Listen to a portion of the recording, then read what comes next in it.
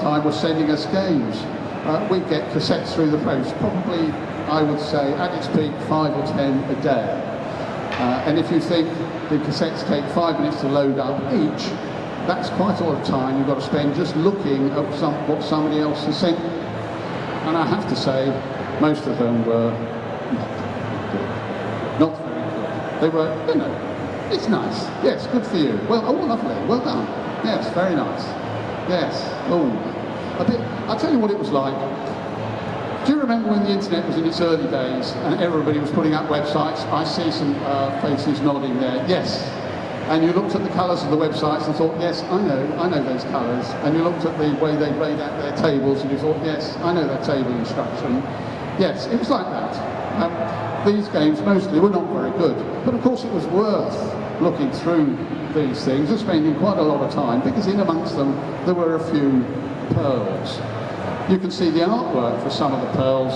Oh, here we are. This is probably the first major name that people know, Steve Turner of Graph Gold. Again, I see nodding from people. And there's Steve sitting in the corner there.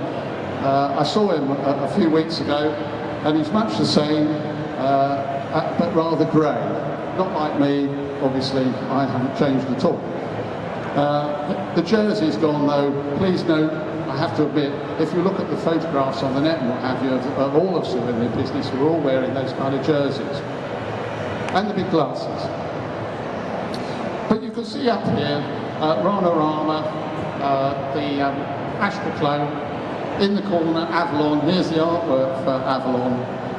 The 3D Space Wars in the middle, which was, I think, at the middle at the bottom, which was, from memory, the first game that Steve sent to us.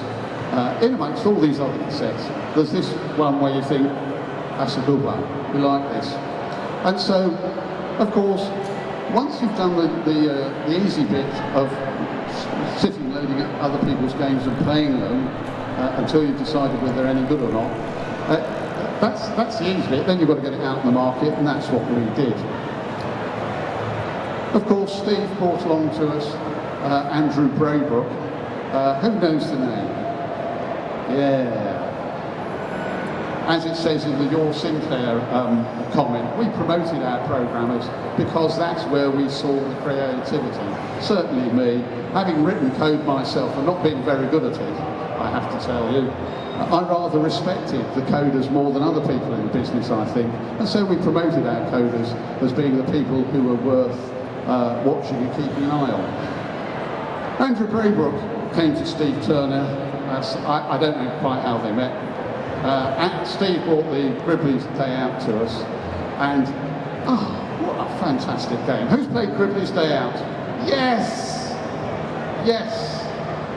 Well, I mean, because when we launched it, it was the first game that we did on the C64, and of course, yeah, it went out, it got some coverage, but it didn't sell as well as it should have done. Because I have to tell you, it is the most, those of you who haven't played it, you need to go and play it. It is the most spectacularly original, off-the-wall thing that you've ever seen.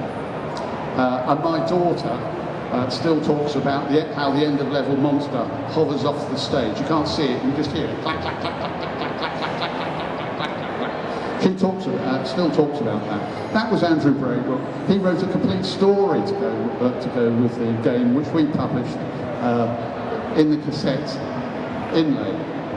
And of course, his next game was Paradroid. I've got a nice little story about Paradroid, which is travelling down to Devizes to see the editor of SAP 64, who was Chris Anderson at the time. Going down on the train, as I remember, to tell you about the new game that was coming up from Andrew, and having a drink in the pub with him at lunchtime, and him leaning across and saying, look, what about if we, I mean, would it be possible, thinking about the bush, would it be possible, I mean, could we have an interview with him, you know, like early on?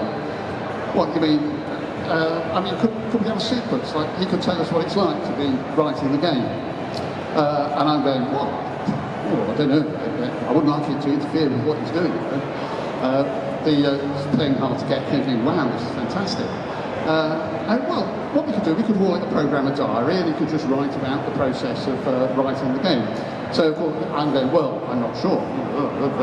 Doing my bit of playing hard to get. Why? Why? Idiots? I mean, because of course, Chris wasn't, I don't think Chris was fooled in the slightest, to be honest. Obviously, brilliant idea, coverage for the game, month by month by month. I pretended to Chris that I was worried about Andrew being able to devote the time to writing this. I pretended I was worried that, about Andrew being able to write. But he'd already written this story for Dribbling's Day Out. I had no doubt at all. This is brilliant. And so, back on the train, back home, celebrating. Just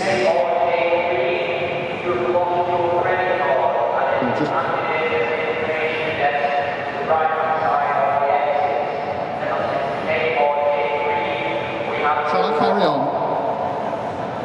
Yes, I'll carry on. Good. Yes, going home on the train thinking, woo, got it, we have got, and that's how the first ever programmer diary appeared in any magazine, as far as I'm aware, in the world. That might be not true, but it's my story. Until somebody disproves it, I'm telling you that's correct. That's the story of how the programmer diary for Paradroid came along. Fortunately, of course, Paradroid was a phenomenal game. Who's played Paradroid? Yeah, fantastic, isn't it? What I really love about the thing is how when you move to a higher robot, it's not just a better robot, but it's a worse robot as well. So that somehow, instead of just getting stronger and stronger, it's got weaknesses, it's got its Achilles heels. I think that's a really well-balanced game. After that, of course, came Uridium, and Uridium was just a total smash. Total smash. It was a wonderful, silky scroll, back and forth on the screen. And I remember standing in W.H. Smith's in Abingdon. I seem to spend a lot of time with W.H. Smith, don't I? That's the third time I've plugged them. They were a very good shop in those days, and perhaps not so good these days. In W.H. Smith's in Abingdon, and we'd sent out a 3-level demo version of Uridium on the C64. First time we'd ever tried that. We had a cassette duplication part by this time. We made our own cassettes. We sent it out. The distributors shipped it round to the retailers. The retailers ran it as a demo, and I remember standing behind this little lad. No, there he is.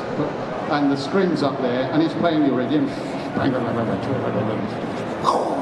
And then back the other end, plays the end of level game, like that. And then because of course, Uridium has got that nice little break at the end of the level, that nice little break where you can just relax, grab your cup of tea, see if, who's that ringing the doorbell, wonder if you ought to be doing something else, and then you're back in the game.